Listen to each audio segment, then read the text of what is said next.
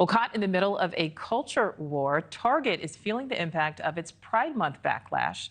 The company announced it missed the mark on its quarterly sales for the first time in 6 years, dropping 5% lower than this same period last year. Now, of course, you remember back in May, some shoppers taking to social media upset over Target's LGBTQ displays called for a boycott. The backlash led the company to pull some of its Pride merchandise and then move displays to the back of the stores. But that, in turn, upset other Target customers who also called for a separate boycott. So stores in at least 5 states received bomb threats from people claiming to be angry about the removal of said merchandise. Target leaders addressing the Pride backlash, saying the company will, quote, adapt and learn so that our future approach to these moments balances celebration, inclusivity, and broad-based appeal. It's a delicate balance. So joining me now is brand and marketing expert Ian Baer, founder and chief of Soothsayer. Ian, thank you so much for being with us. This is really such a delicate balance, but before we can get into the changes, let's talk about the motivation. Does this really just all come down to the almighty dollar? Well, of course it does, right? But Target's got a lot of issues. It's not just this, frankly, blip that occurred in the second quarter, but very significant when you're talking about second quarter earnings. Target's been facing a number of challenges. You know, a lot of consumer attention is moving towards increased grocery prices, for example, and Target only makes 20% of its revenue from groceries. Walmart's been thriving as a place to get cheap groceries.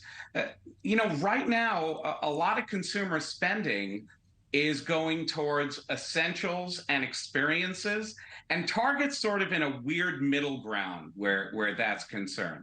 So I think they have a lot more to deal with, but the reality is, yes, this hurt them on both sides of the woke anti-work controversy, much in the same way it did Bud Light after they initially backed Dylan Mulvaney and then quickly jumped off that ship.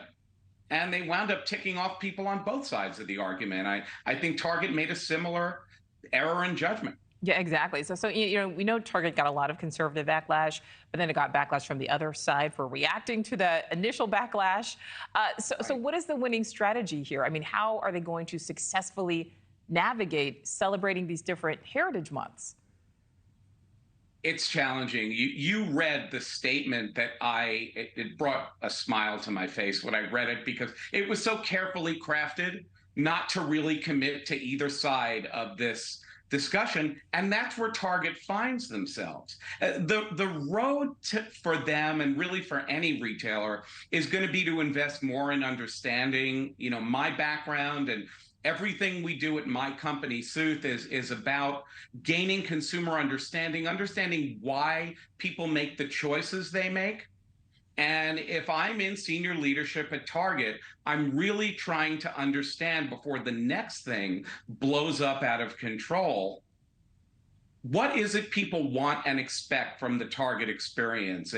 It's not the sorts of impulse purchases that used to work for them. Used to be Target was the place you walked in to buy one thing and you walked out with a whole shopping cart full of stuff you bought in the dollar zone. $200 later, exactly. Figure out why.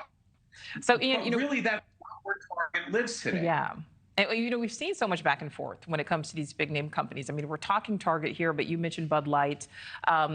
Companies trying to be more inclusive, but is there a world where companies kind of go back to being less inclusive because it feels safer in the short term?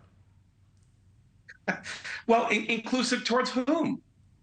You know, inclusive in itself is a word that you would like it to apply to everyone, but the reality is once you say inclusive and do include every community, the LGBTQ community and others, then that's not everyone's definition of inclusive. So they really have to understand who their customers are. But certainly if you try to please everyone, if you try to stand in the middle of the road, you're going to get run over. You can't please everyone. You are absolutely correct. All right, Ian Baer, thank you so much for giving us some of your time. Thank you very much.